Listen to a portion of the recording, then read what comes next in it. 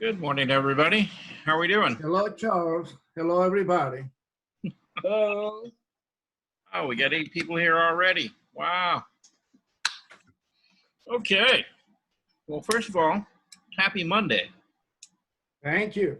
Same to you. Did everybody have a good weekend? Well, mine So far, was so good. wonderful. Yeah. Anybody do anything fun? Everybody stay home, behave themselves, and not go to tattoo parlors, things like that, right? Okay. So this morning, we're going to jump in pretty quickly, and we're going to start covering basically what's kind of considered the Middle Renaissance period, all right? And I've got some examples of work, and I'm going to be talking about a couple of different artists and some of the work that they were doing. And so we're going to get started because we will run out of our 40 minutes very quickly. Okay, so I'm going to start,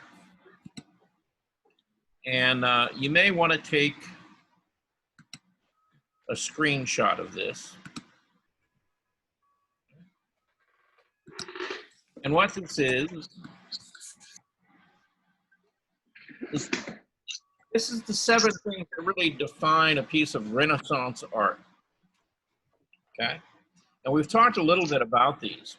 The key thing about the Renaissance was it's not just a date, right? It's not just okay, Renaissance starts at 1300 and goes to like 1600, right?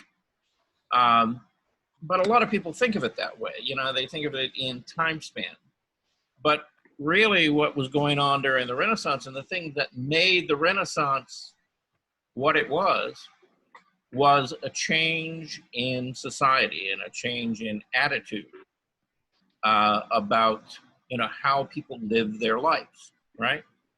So these are 7 things that are all kind of important in the Renaissance. So for example, you had a rebirth of this idea of humanism, right? And it's the way that you thought or focused on human beings and their, you know, potential and what they could achieve during their life. See, previous to 1300, when you were in the Middle and Dark Ages, pretty much so, where you were born is where you stayed as far as your status. You can never elevate your status above, you know, what you were born into. Another thing is the rebirth of what they call naturalism. Okay, so what is Where's naturalism? that? Well, I'm going to explain it. So rather than, you know, rather than painting your idea of what you think a flower looked like, artists, you know, began to go back and they would actually study. You know, they would look at those flowers, they would do drawings, they would try to figure out, you know, the underlying design, you know, from nature. And then they would take those designs and then they would incorporate them into the artwork itself, right? So, and I'll show you some examples of that coming up, right? The next thing was perspective and depth, right? Remember that during the Middle Ages and even, you know, back into the Byzantine Dark Ages, when you started looking at these paintings, they all looked pretty flat, right? They were more designs and more kind of decorative, and the figures themselves didn't really feel like they were fluid and moving and alive, right? Everything was a little bit stiff, right?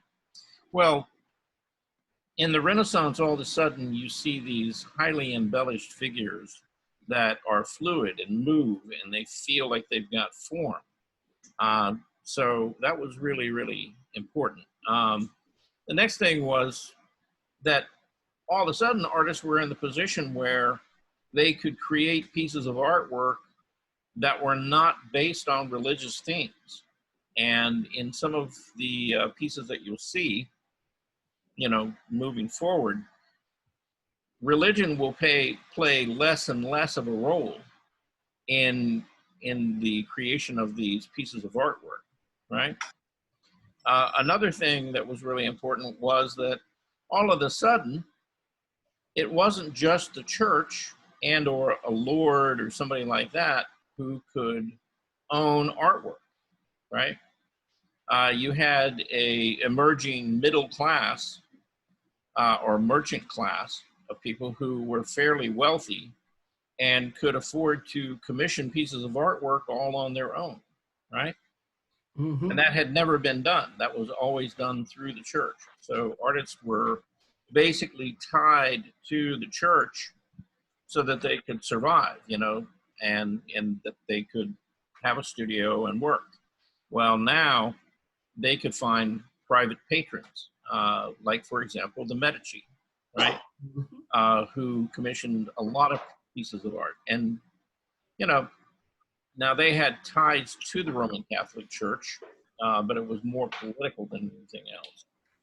One of them actually became the Pope a little bit later on. Another clear distinction was in architecture and in sculpture. And there's a clear difference between medieval and Renaissance sculpture and architecture. And we talked about two architects last week fairly in-depthly and looked at their work and how that transitioned and changed, what they could achieve in an architectural space and how they opened up these cathedrals to be kind of open and airy and full of light, right? In medieval periods, that didn't happen.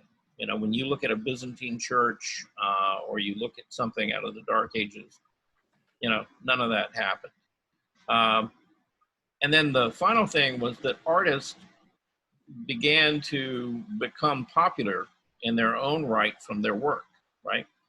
People, would see artwork and they knew which artist did it. And, the population became more involved and interested in individual artists. Before that time, the artists were they were always behind the curtain, because they were working for the church. They never really gained any fame or notoriety outside of, the church itself. And with the Renaissance, artists opened up their own studios and they began to, take on private commissions, things like that. And they became, fairly well known by the public, at that point. And that had never happened before. So those are 7 fairly clear defining differences between, say, the Middle Ages and the Renaissance. Okay. So we're going to jump in. We're going to start looking at some work here. Okay.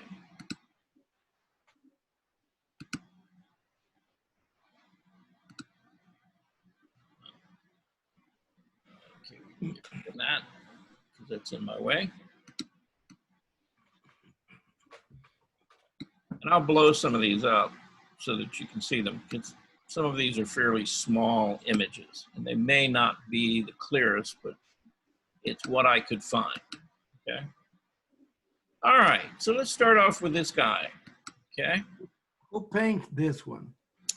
Well, this is a guy by the name of Andre del Castano, or Castano. And this is The Last Supper. Now, this looks fairly familiar, doesn't it? Yes. Because somebody else painted The Last Supper as well. Okay. Yes. His name was Leonardo da Vinci. But da Vinci was not the first one to paint The Last Supper. It's older. Okay. Da Vinci's paint is older. Pardon? Da Vinci's paint is older than this one. No. Da Vinci's painting is newer than this one. Okay. Oh, This was painted between 1445 and 1450. The Last Supper by Da Vinci wasn't painted until like right around 1500. I've got it in the mix. We'll take a look at it, and there's a considerable difference, you know, between the two. But if you look at this, you know, they're similar. You know, they're similar in composition, you know, with how they're all seated at a long table and most of the figures are on the other side of the table. And, you know, what are they doing? You know, they're all kind of centered around, you know, this grouping right here. But there doesn't seem to be the intensity and focus that you had in Da Vinci's painting. You know, if you look at this, you begin to understand that there's perspective, there's depth. The figures feel like they have, you know, weight and form to them. So over, say, one of the paintings by Giotto that we looked at last week, this is a much more naturalistic, you know, painting. And when you see this, you can almost believe that you're there. You know, it kind of feels like you're in that room, you know, with these people, right? Did you notice the picture on the wall behind there? The guy's arm looks like it's going out of the frame to touch somebody in front of seated. You notice that? That large portrait back there in the back? Right to your left, right there. Yeah, that. Look at the arm hanging out of the frame or going towards behind the head. Looks like it's going behind the head of the person to the right of the seated. Yeah. I It's don't very know. distracting. It's very distracting to me, the portrait. Yeah, I don't really see that as a portrait, but Well, whatever it is, it's Whatever. very distracting. yeah, I'm gonna have to take a closer look at that painting. Yeah, I'm not quite sure what's going on right there, but yeah, I'd like to know now that you've mentioned it. Anyway, moving on. We have a sculpture. Okay, so this is by Verrocchio, and this is a statue of David. Uh-huh. Everybody knows who David was, No, right? Okay, yeah. and that story. I Now, think it's- if you will, think of, you know, the statue of David by Michelangelo, and look at the difference between the two. Okay, Looks like a so boy. yeah, more like a boy, but there's something about this boy, you know. You know, he's more fluid. You know, he has this contrapposto pose. You know, it's really very kind of natural, right? And kind of fluid. And with David by Michelangelo, who actually did it later, okay, than this. This was an earlier version.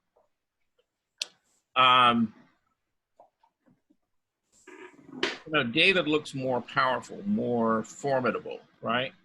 You know, this guy doesn't look formidable in any way. And if you go back, this was done in 1465. If you go back about another 20 or 30 years to Donatello's version of David, which looked almost effeminate, right? It looked almost like it, you know, he was a girl, and a lot more fluid than this. Then, you know, you have these different interpretations of this story. You know, is this a bronze? yes, this is a bronze. Okay, and then the one that Donatello did as well is a bronze, and we looked at. I'm pretty sure we looked at that last week. All right. Charles, Yes. Michelangelo, if I quite recall, dissected corpse because he wanted to check on the anatomy of the body, the muscles and how it was. And that's why his showed more strength and, you know, showed everything Yeah. of the body. I think, well, Michelangelo may have done some dissection by that time. You know, it was fairly well accepted that artists would study that. Actually, the one who was really known for it more than anybody else was Leonardo da Vinci. Oh my, didn't know that. Yeah, Da Vinci was the one who is, would actually have bodies, he would pay people to take fresh bodies out of the grave so that he could dissect them, and they ended up in his sketchbooks. There's literally, volumes of sketchbooks that Da Vinci did on human anatomy. He also kept sketchbooks on, ideas about, mechanics and things like that. We'll talk about that in a little bit, okay? But again, what I want you to notice about this is how different this is, say, from some of the figures that you saw, on the doors of those chapels, right? This looks very alive and very fluid, and it has a lot of movement to it, right? And then, I wish these were bigger, but okay. And then all of a sudden you look at something like this. Now this was a fresco. Now this is just a black and white. Unfortunately, there are no color photos of this fresco, and the fresco has been destroyed, unfortunately, so it doesn't exist anymore, right? But what does fresco mean? Fresco is a process of painting on a wall where what you're doing is you've got the wall itself and you're putting down plaster, and artists are actually putting the wet paint into the plaster so that it bonds while the plaster is wet, and it's okay. Mm-hmm.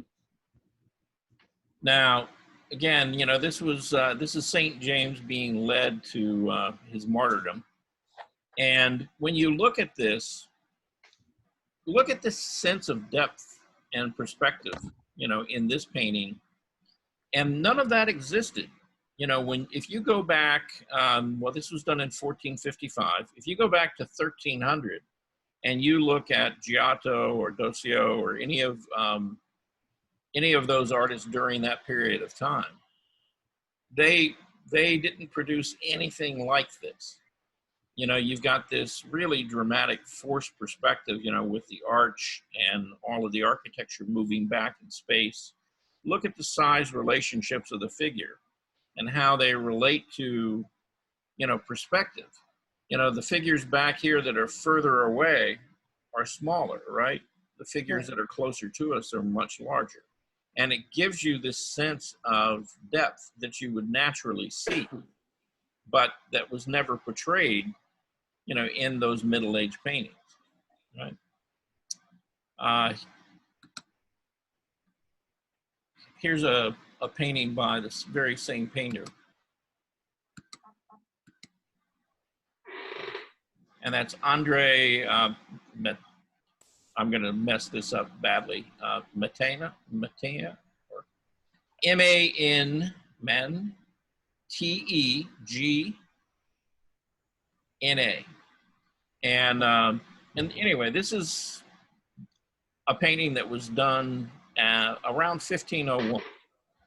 Now again, most of the time when you see these paintings, that body would be turned to the side, right? And it would, be kind of flat. He's used perspective here, to, again, force the viewer to go back, to, Christ's face, which is really the center point of the painting. And look how he used, modeling and things to actually create, the form and show the anatomy, right? Again, that's something that would have never been done, in the Middle Ages. And people are beginning to look, more naturalistic, more like actual people. This woman over here, or any of these three people, could actually be somebody who you would see on the street, right?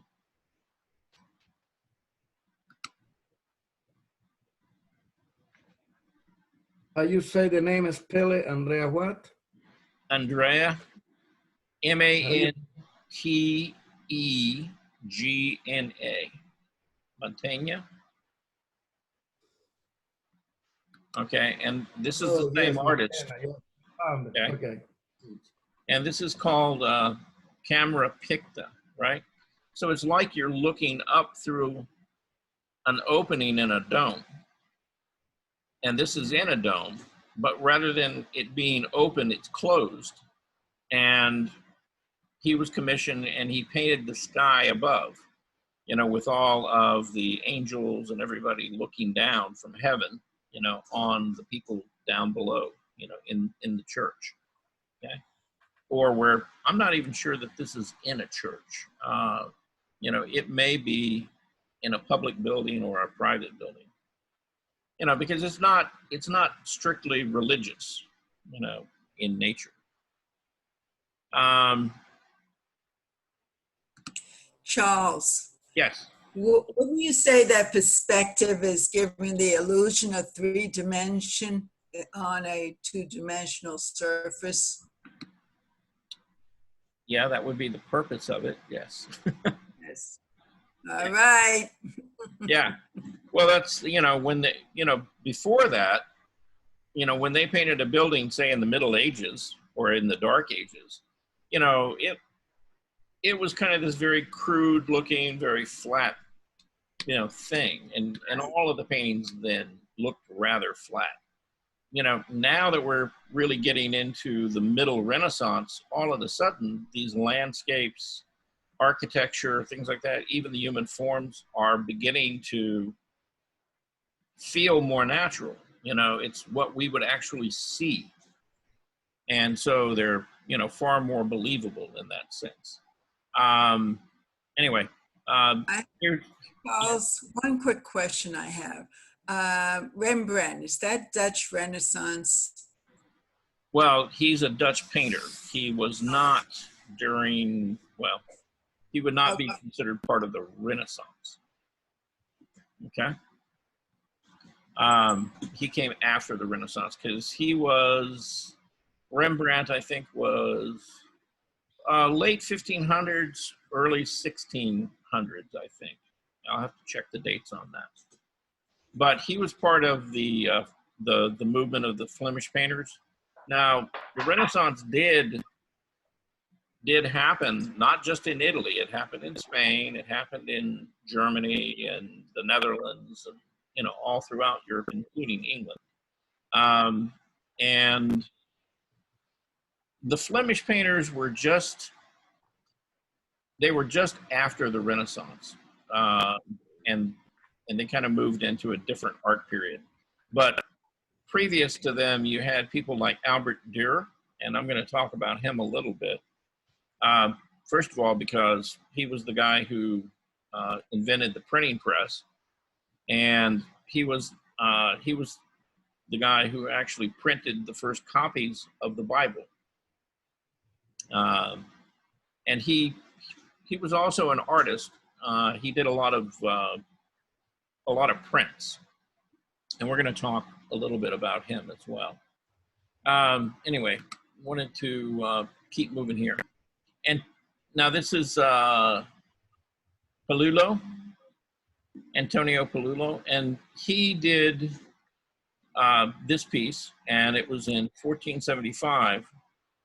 And again, you know, it's a bronze. And again, look at the movement, you know, and this is Hercules and is it Antiochus? But he did this bronze, but he was also a painter. And this is the painting that he did of that very same subject.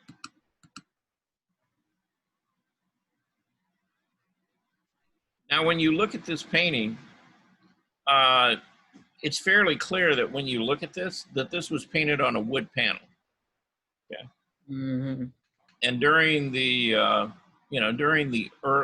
Middle Ages, all the way through about to the end of the Renaissance, a lot of the were done on wooden panels. They were not done on canvases. It was really in the later Renaissance that they started actually painting on canvas rather than. Does it look a little pornographic to you?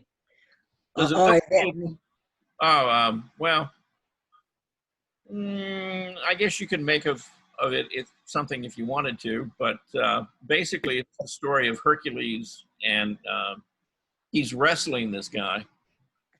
yeah. So, okay. Again, same guy. All right. And he's got the Battle of the 10 Nudes. All right.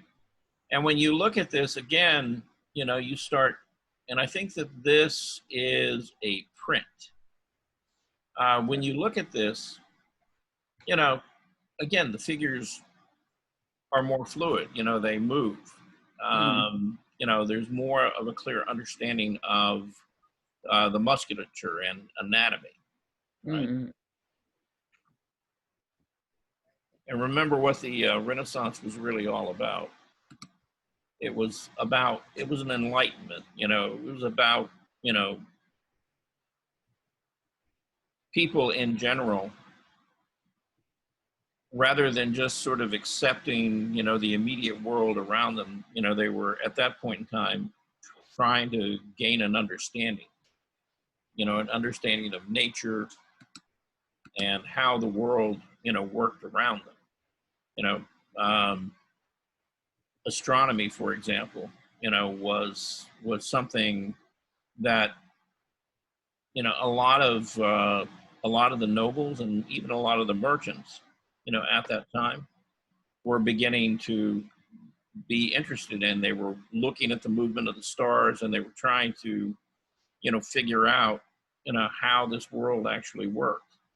You know, previous all the way through the Middle Ages, the idea, and actually, you know, even into the late Renaissance, the view was that the world was, you know, the earth as we know it now, you know, was really the center of the universe, and that everything moved around the earth, right?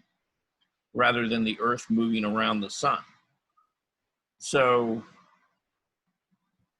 again, you know, it's that changing of those ideas, you know, beginning to get a clearer understanding of how the world actually worked. Now, this is Botticelli, okay? And you'll see a couple of pieces by him. But again, you know, look at the figures and look at the movement of the figures and how they feel a lot more sort of natural, you know, in their movement. Sandro Botticelli. Pardon? Sandro Botticelli. Yep. And this is called Primavera. This is one of his.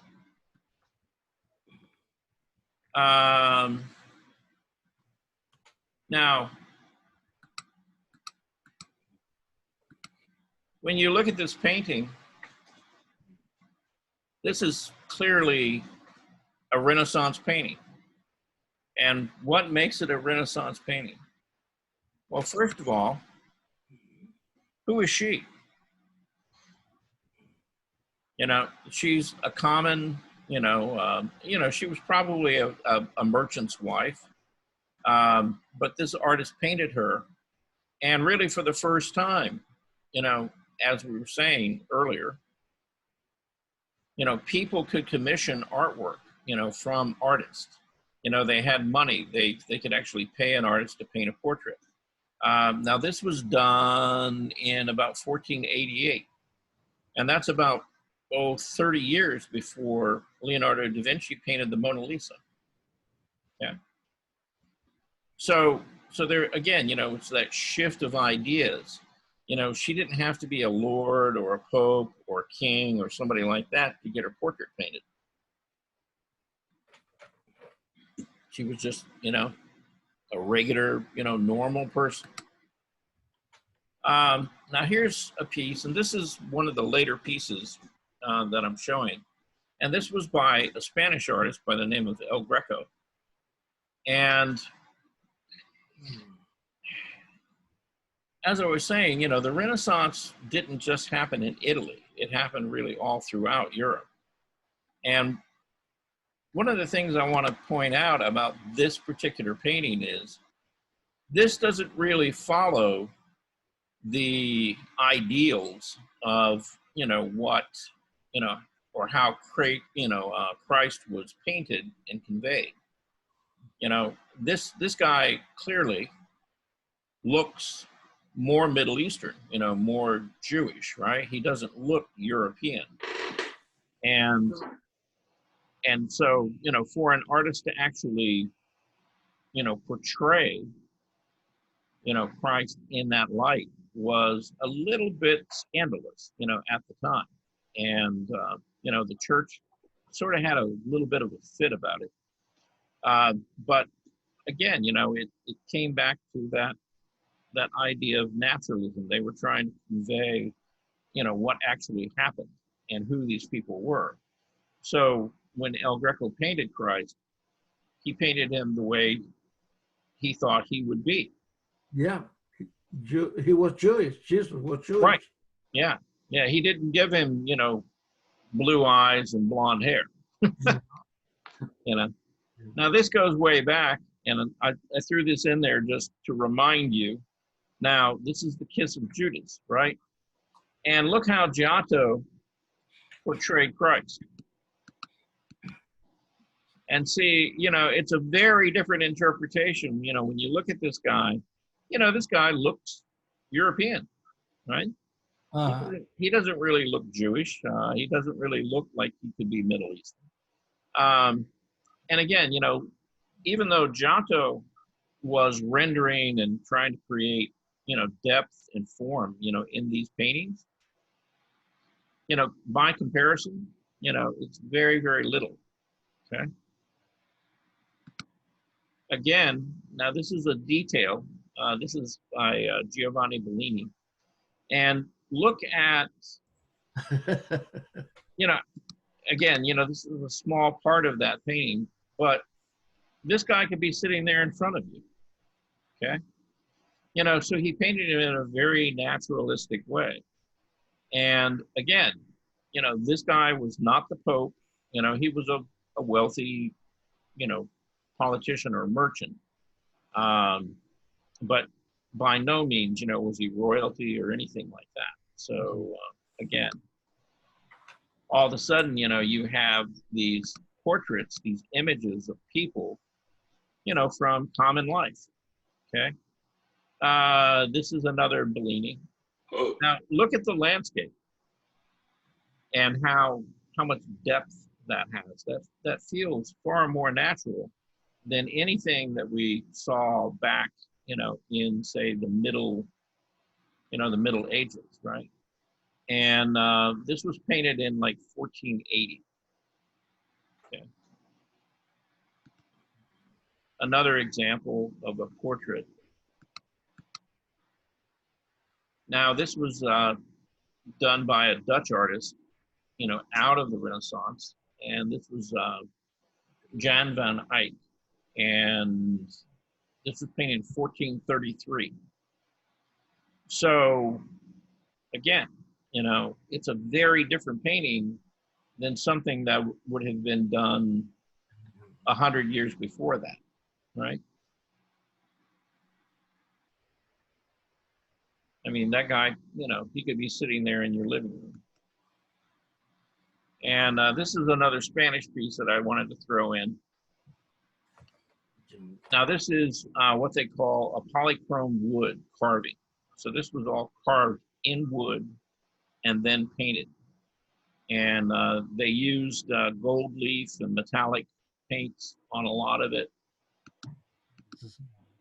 So that's actual gold. Yeah. What?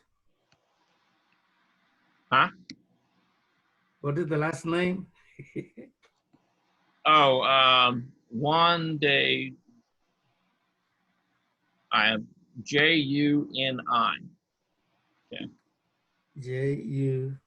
Right. Spanish artist. Okay. Oh, Juan de Juni. Okay. Yeah. Well, I'm glad you know, I'm glad you tried it. I put your name. I'm on I'm on Google looking for whatever thing you mentioned. Oh, okay. Well, the thing I want you to notice, okay, if you look to your far right, okay, this figure right here, okay, Which one? the one to the far right, My right or your right? the right of the paint or The the, one, The head. one that looks like he's sitting near the head or the foot? at the foot. At the foot. Okay. That would be, My right. yes, you're right. That is a woman. No, No? not with that beard. Now the woman is behind him, and this is the beard in Oh, I front. see. Well, it's covered up with the, okay, okay, I don't see. All right. Oh, okay. Are you hiding him? Okay. Yes, I have. You got everybody's picture on top on one side, so I see. Okay, Okay. that's fine. Well, the thing I want you to notice is, you know, this is a black individual. Okay. The skin tone is darker, you know, the features, you know, again, because it's a Spanish piece, again, you know, there's more Moorish influence, Yeah. you know, in that, you know, from the art coming from that period of time. And this was done, yeah, 1541 to 1544, right? Now, I want you to think about something, okay? Now we're into the early to middle 1500s all of a sudden. And what happened that changed the world? The New World was discovered. Ah, yes, it was. In 1492, there was this guy by the name of Columbus. And they don't like the poor Christopher today. Right, but he sailed the ocean blue, right? And so all of a sudden, again, you know, this was during this period of discovery, you know, they discovered that there was a whole new world, and that's what they called it. They called it the New World, you know, across the oceans, right? Now, if you think about that, Leonardo da Vinci painted this in 1498, okay? Now, if you go back to that earlier painting, that was painted in the late 1300s. Same subject, right? About 100 years later. And you have Leonardo da Vinci, you know, now painting, you know, this painting of the Last Supper. Okay. Now this was probably, well, fairly certain it was before it was restored. And, you know, if you look at this, again, you know, look how much more depth you have in the room. Again, look at how the figures feel more alive and they move, right? A very different feeling, you know, from that painting just 100 years earlier. A lot more depth because they had perspective in it. Well, they had Layers, not perspective. yeah, they had perspective from about 1300 on. But as artists used it, you know, they became more familiar with it and more adept at using perspective, right? Here's Leonardo da Vinci again. Now remember that first portrait that was in about 1488, right? Well, this is in 1517 that he finished the Mona Lisa, or at least that's kind of when it's credited. And look at the difference. You know, look at the difference in the depth. Look at the landscape. And Da Vinci was credited mainly as an artist for creating the idea of what we call atmospheric perspective. The Italian word for that is I can't say it, sfumato. There we go. It was hard for me to get out this morning. Sorry about that. What'd you put in your coffee? I evidently not the right thing. I didn't put anything in there. Maybe I should. Anyway, look at the difference though.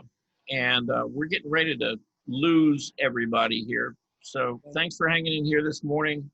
I will be back here at 2 o'clock. I've got